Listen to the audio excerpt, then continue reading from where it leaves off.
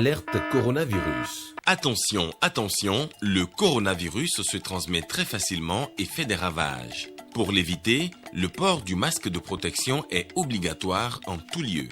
Dans l'administration publique ou privée, dans les réunions, les rencontres, dans les marchés, les magasins, les boutiques et lors des déplacements, le port du masque est obligatoire. Même dans les lieux privés, dès lors que l'on n'est pas seul, le masque doit être le fidèle compagnon.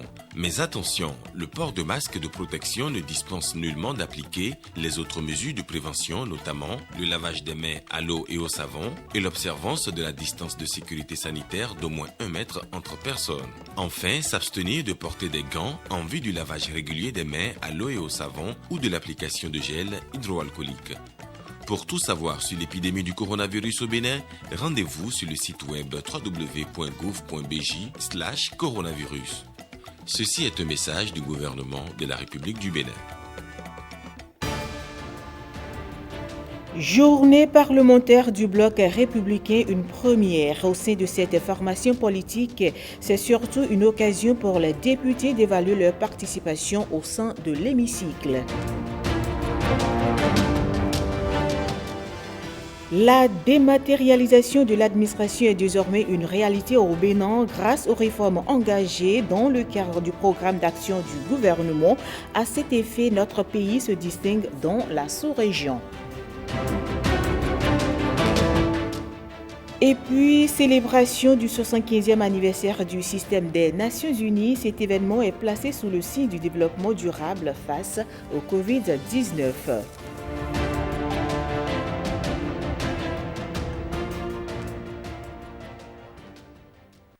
Bonjour à toutes et à tous et bienvenue dans cette édition du journal de 13h. Démarrage de distribution des cartes de membres aux militants du parti Union progressiste du Borgou, la cérémonie a été présidée par la présidente de l'UP dans le Borgou. La remise a eu lieu à cet effet ce jour. On fait le point avec Nathalie Doris Owo-Labi. Ils sont désormais membres à part entière du parti Union progressiste, une initiative qui vient corriger certaines irrégularités au sein du parti. Le parti est allé à 2 grandes élections, les élections législatives de 2019 et les communales de 2020. Pendant toute cette période, le parti a dû travailler avec des comités ad hoc pour l'organisation de ces différentes élections et pour la gestion donc de notre parti. Ça a constitué un problème au niveau du parti parce que les comités ad hoc régulièrement mis en place souffraient d'un certain nombre d'un problème de légitimité. Ces comités ad hoc étaient parfois ou par endroits contestés et avaient donc des problèmes de légitimité.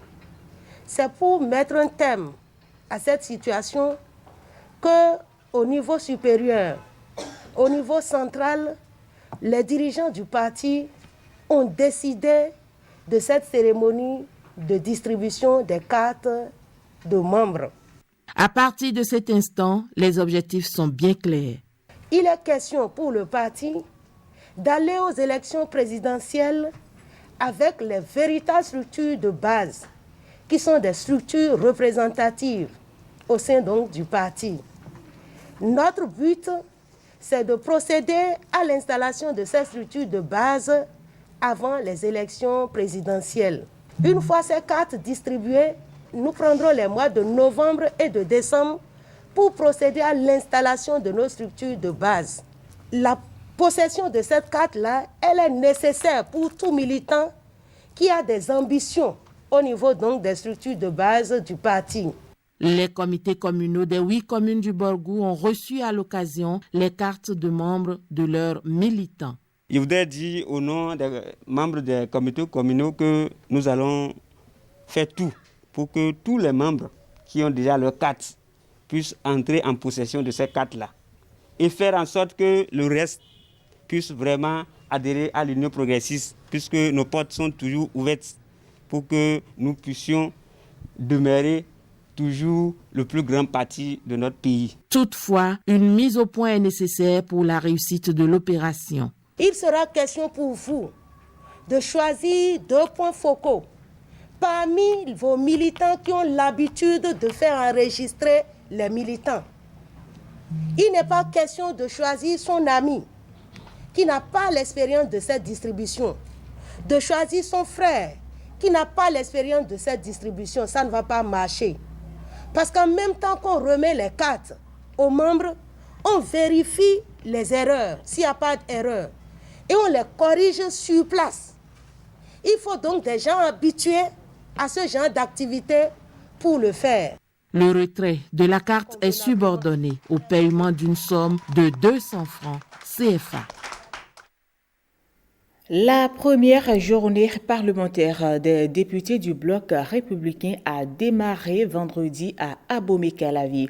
Ensemble, les députés vont réfléchir sur leur participation au débat citoyen au sein de l'hémicycle. Gilles Donceau, Benjamin Dinayon pour plus de précisions. Le bloc républicain, 37 députés à l'Assemblée nationale, une force politique qui vient à travers cette journée parlementaire revisiter son organisation et son fonctionnement au sein de l'Assemblée nationale. L'organisation de cette journée répond à l'agenda du parti, agenda adopté le 17 août dernier par le bureau politique. Au Bénin, on n'a pas la culture de célébrer le député. Cette journée consiste à célébrer le député et l'activité parlementaire. À discuter entre nous de ce que nous faisons, du travail parlementaire et de comment améliorer notre contribution de façon qualitative donc à l'activité parlementaire. Il y a un débat qui concerne les parrainages, tout le monde en parle. Il était normal qu'on se retrouve pour qu'ensemble, qu'on voit comment nous allons aborder la question, donc en respectant la lettre et l'esprit de la loi. Un cadre d'analyse des questions d'actualité, une journée qui se tient à quelques mois des élections présidentielles de 2021. Je voudrais vous rassurer que les hautes instances du parti mesurent à leur juste valeur les efforts qui sont les vôtres pour soutenir ces réformes parfois incomprises ou vilipendées à tort, mais qui contribuent indéniablement au progrès enregistré par notre pays sur tous les plans. Cette journée est-elle un cadre politique d'analyse des questions d'actualité qui engagent notre parti, le Bloc républicain? Chers participants, cette journée parlementaire, la première pour notre parti, se tient à quelques mois de l'élection présidentielle. À ce titre, elle ne saurait passer sous silence la contribution du député au bon déroulement du scrutin présidentiel, tant sur le plan organisationnel que politique. Le rendez-vous de 2021 nous donne l'occasion de marquer notre présence aux côtés du président de la République pour maintenir le cap de la vision d'un Bénin révélé et d'efficacité de la préservation des valeurs républicaines prévalent. Ensemble, poursuivons avec détermination cette exaltante et noble mission. Ils entendent ainsi dynamiser le parti pour relever les défis plus grands. Après la cérémonie officielle d'ouverture de cette journée parlementaire, quelques députés du bloc républicain se sont prononcés sur le système du parrainage. On les écoute. Le parrainage est un acte individuel. Donc c'est un acte individuel et c'est ce que la loi dit. Donc je crois qu'aujourd'hui, nous avons besoin de parrainer. Qui vous appelez opposants? Ce sont nos amis d'hier. Nous sommes tous béninois, non? C'est la démocratie. Il faut permettre le débat démocratique. Il faut permettre la candidature diversifiée et que le peuple ait la possibilité de choisir parmi ces candidats-là le meilleur. On n'a pas besoin de fermer. On s'agite par rapport à cette affaire de parrainage comme si c'était quelque chose d'extraordinaire. Quand vous allez aux États-Unis, on parle de parrainage. Vous allez en France, on parle de parrainage. c'est pas quelque chose de sacré, c'est pas du fétichisme. Bon, alors moi je pense que il n'y a pas péril en demeure. Et nos amis d'en face pensent que nous n'avons pas le droit. Hein, c'est comme si on veut nous dénier le droit de légiférer. C'est pas possible. Parrainage, chacun est libre. Le président de la République ne nous a pas demandé de venir le parrainer. Il a demandé de parrainer celui que nous voulons, sans rien prendre au retour, sans rien attendre au retour. On ne doit pas parrainer quelqu'un pour avoir de l'argent. Non. Il faut parrainer la personne telle que ta conscience t'a demandé de le faire, pour qu'il y ait beaucoup de candidats. Comme le code électoral l'a institué, chaque candidat aux élections présidentielles doit pouvoir être parrainé par un certain nombre de députés et ou maires. Au jour d'aujourd'hui, le parrainage est libre. Chaque député est libre de parrainer le candidat qu'il veut. Nos partis, mon parti par exemple, le Bloc républicain, ne m'impose pas, la loi ne demande pas au parti d'imposer le parrainage à un de ses élus, députés et ou maires. Nous avons échangé la fois dernière avec la Sénat, et la Sénat est dans la dynamique de la loi, du code électoral que nous avons voté, et on s'est accordé, le parrainage est libre. Et nous restons toujours à l'Assemblée nationale. Deux projets de loi portant autorisation de ratification, l'une pour l'interdiction des armes nucléaires et l'autre sur la promotion de biogaz. Ces deux projets de loi viennent d'être adoptés au Parlement. Guillaume Avienou pour plus de précisions. Avec un préambule de 20 articles, le projet de loi portant autorisation de ratification du traité des Nations Unies sur l'interdiction des armes nucléaires comporte globalement des dispositions relatives aux obligations et mécanismes de conditionnement auxquels les États parties doivent se soumettre. Le texte adopté par les pays membres de l'organisation le 7 juillet 2017 à New York aux États-Unis d'Amérique et signé par le Bénin le 26 septembre 2018 réaffirme la position de l'État béninois sur la fabrication et l'usage des dites armes. Stratégiquement, le Bénin ne possédant pas d'armement nucléaire et n'ayant pas d'accord de protection nucléaire avec d'autres États, gagne naturellement à lutter pour l'interdiction de ces armes qui constituent en l'état une menace manifestement concrète.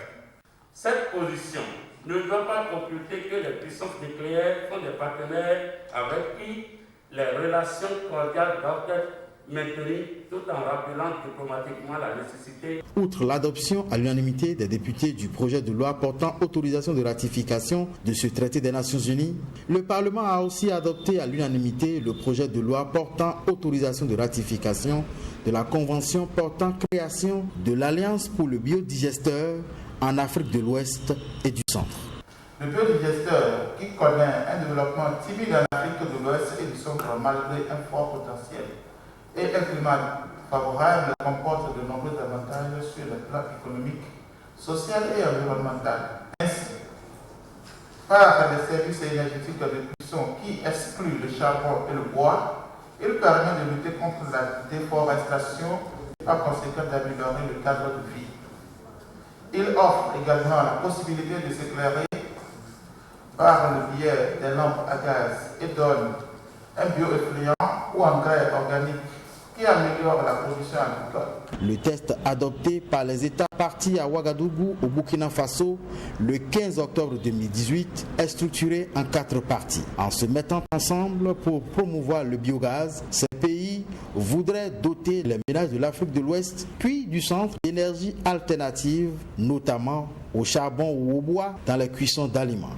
Des énergies classiques ayant des émanations toxiques responsables de millions de décès prématurés chaque année selon les experts. Je voudrais dire que bon nombre de jeunes ont déjà commencé cet exercice. J'en connais au moins une dizaine et c'est l'occasion pour moi de dire qu'il faut que l'État les aide à produire ce biogaz. Ils n'ont besoin de rien que d'un peu de soutien. Aujourd'hui, une femme qui va tourner autour de sa case pour avoir du bois sans aucun frein et faire sa cuisine, vous allez lui dire d'aller acheter de biogaz à coût élevé avant de venir faire sa cuisine. C'est très difficile. Une chose est de faire la promotion de ce biogaz, mais une autre est d'utiliser une autre politique pour que le biogaz soit à la portée de tout le monde.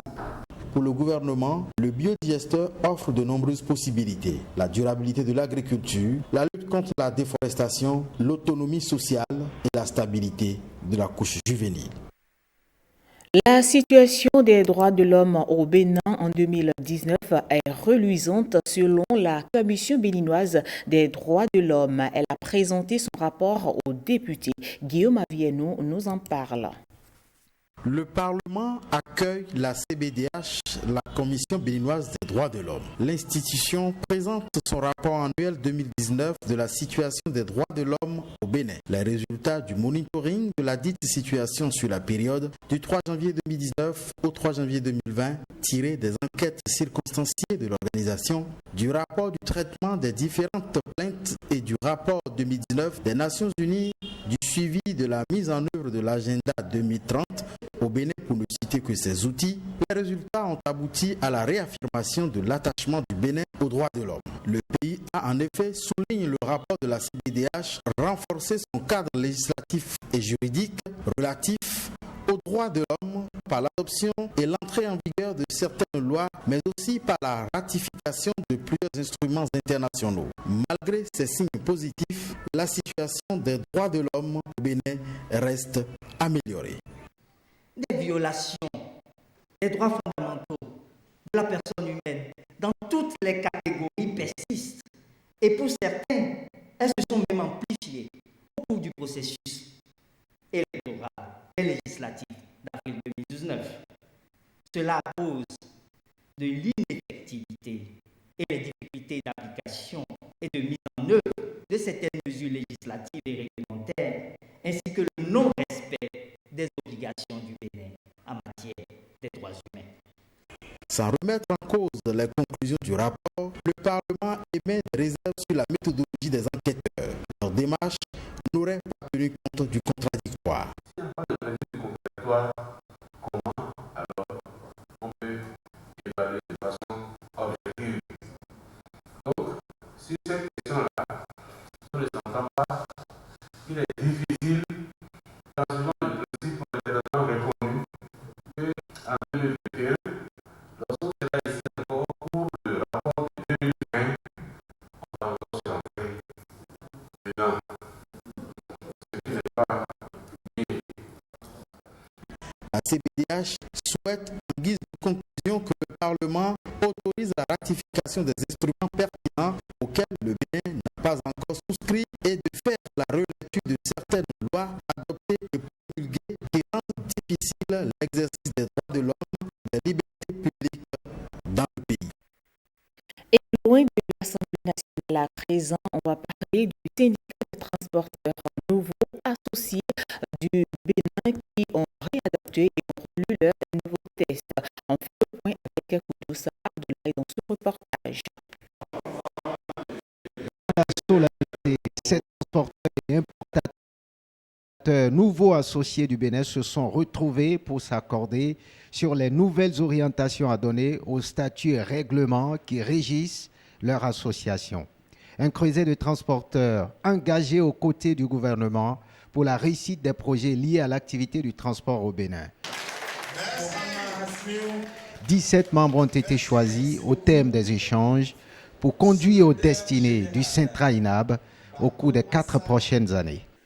Ce n'était pas gagné d'avance. Quand on parle de l'Assemblée générale élective, chacun retient son cœur.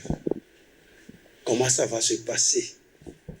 Les gens de Dieu prient pour que ça se passe bien. Ça s'est passé dans les conditions les meilleures. Atterrissage en douce pour le Centra-INAB. Ces œuvres suscitent admiration des autorités du secteur des transports. Vous êtes à votre deuxième Assemblée générale.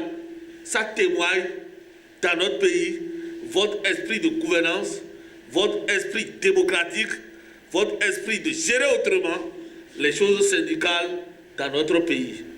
Sincèrement, le ministre me charge de vous dire que nous sommes de cœur avec vous et nous vous souhaitons vraiment plein succès. Le Syntra-INAB compte aller plus loin en œuvrant pour l'installation d'une fêtière digne du nom, le souhait du président Patrice Talon.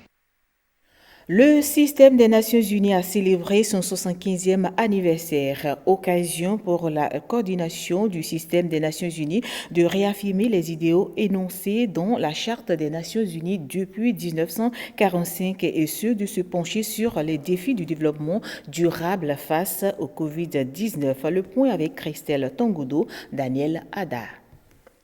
La célébration de cette année revêt une connotation particulière à cause de la crise sanitaire mondiale due au Covid-19. Cette situation montre une fois encore l'importance du multilatéralisme et la nécessité de renforcer la solidarité entre les nations.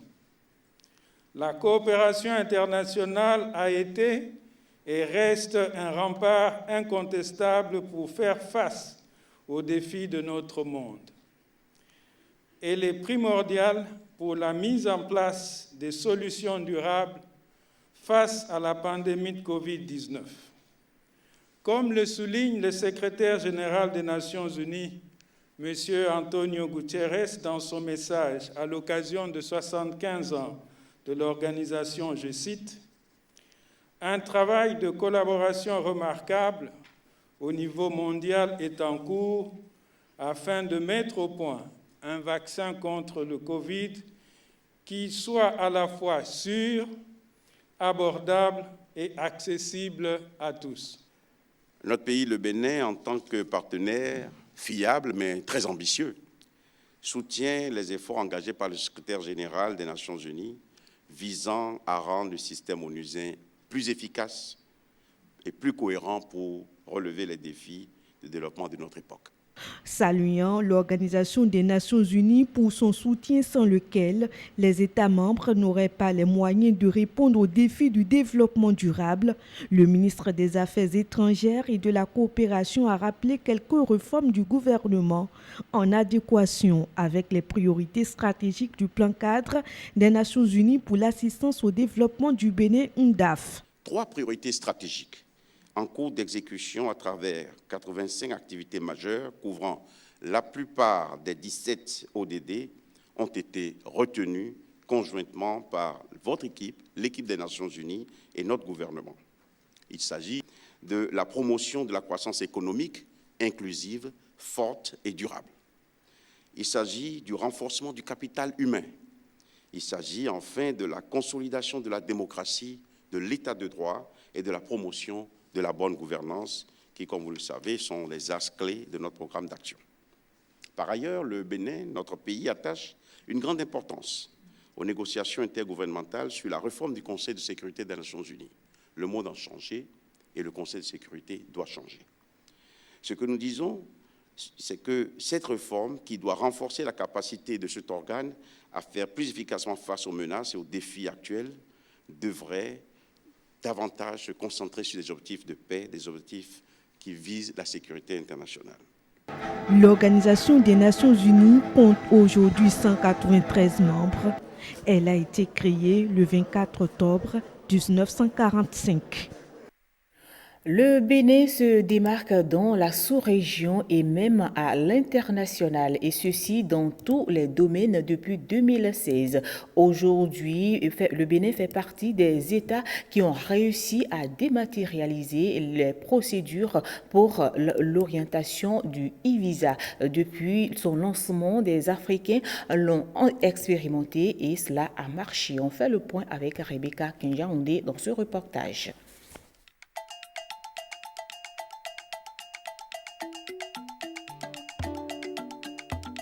Faire du Bénin une destination privilégiée pour le tourisme et les affaires, c'est le but.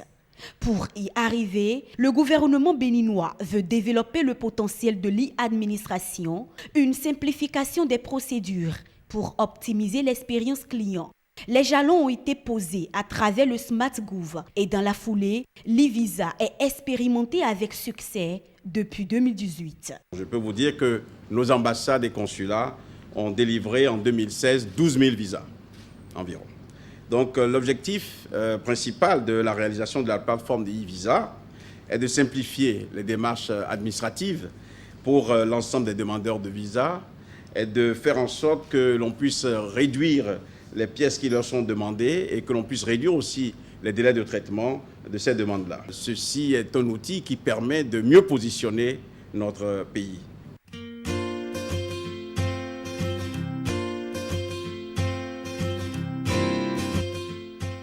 Dès lors, la possibilité est donnée à toute personne désirant effectuer un voyage sur le Bénin de se faire délivrer son visa en ligne au bout de quelques clics seulement.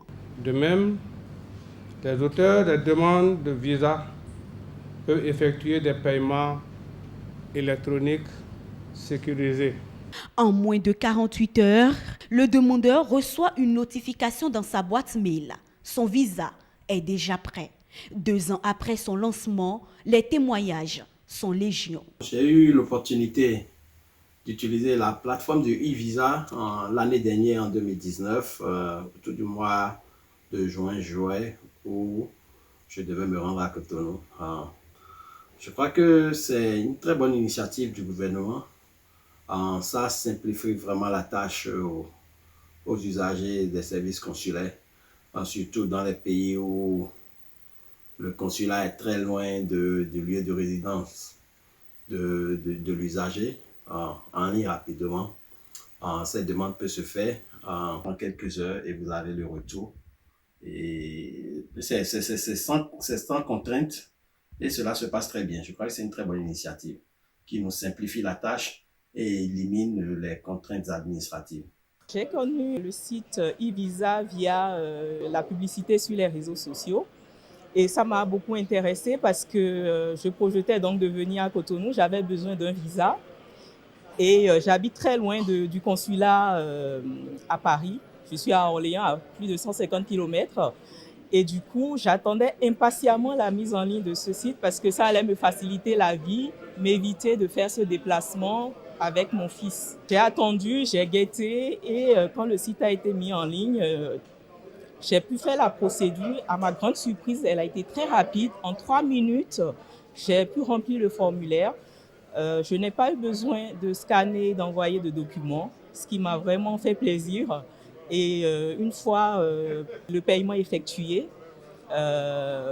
aussitôt, quasiment instantanément, j'ai reçu le visa que j'ai imprimé simplement. Et vraiment, j'étais contente, tellement contente. J'ai appelé toute ma famille pour leur expliquer que voilà, il y a un nouveau service qui a été mis en ligne et qui venait de me sauver la vie. J'ai connu l'e-visa un peu par hasard. C'est que je devais aller sur Paris au consulat du Bénin faire le papier. J'ai donné une procuration à quelqu'un qui a été reçu et on lui a dit « c'est dommage, nous ne donnons plus le visa au consulat, il faut passer par Internet ». Et donc cet ami m'a donné cette réponse. J'ai immédiatement pianoté sur mon ordinateur, je me suis connecté sur le site et en répondant à toutes les étapes, il y en a 5 ou 6. Et ensuite, tout s'est déroulé très bien. Et sur la conclusion, il a fallu payer un chèque électronique que j'ai fait également. Ça s'est passé assez rapidement. Puis j'ai eu une réponse dans presque la minute. Et c'était positif, j'ai eu mon visa. J'ai été agréablement surpris. D'abord, la plateforme est très facile à utiliser. Je l'ai fait sans problème en quelques minutes et j'ai eu le e-visa en quelques minutes après.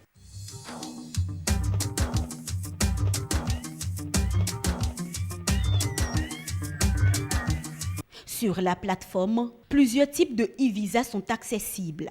Le e-visa valable 30 jours pour effectuer une simple entrée. Le e-visa valable 30 jours pour effectuer plusieurs entrées et le visa 90 jours pour effectuer plusieurs entrées. Estelle a fait l'option de plusieurs entrées. Son visa et celui de ses enfants, elle les a obtenus en moins de 24 heures. En quelques heures, j'ai reçu les 3 visas l'avis favorable et les 3 visas par mail. Donc j'avais juste à les imprimer. Ça facilite les démarches, ça évite d'avoir à se déplacer jusqu'au consulat. Pour ceux qui ne sont pas en région parisienne, ça évite d'envoyer les courriers recommandés. Enfin, pour tout ce qui est délai, c'est une vraie révolution. Et je pense que ça peut inciter certaines personnes peut-être même à aller visiter le Bénin parce que les démarches sont simplifiées.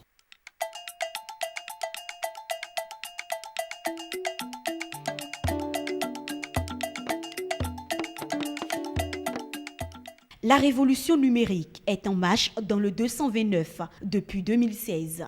Grâce à cet exploit, le Bénin est classé premier en Afrique concernant l'obtention des visas. Selon le rapport Visa Openness Index édition 2018 de la Banque africaine de développement BAD, le pays a en effet marqué un pas de géant, passant en 2017 du 27e rang à la première place, un an plus tard, en 2018. Tout ceci couronné par une autre réforme majeure, l'exemption de visa pour les Africains ainsi que le lancement du visa touristique de 10 jours. Décidément, le Bénin numérique connaît une ascension irrésistible. Fin de ce journal, mesdames et messieurs. Merci de votre aimable attention. Bon dimanche à toutes et à tous.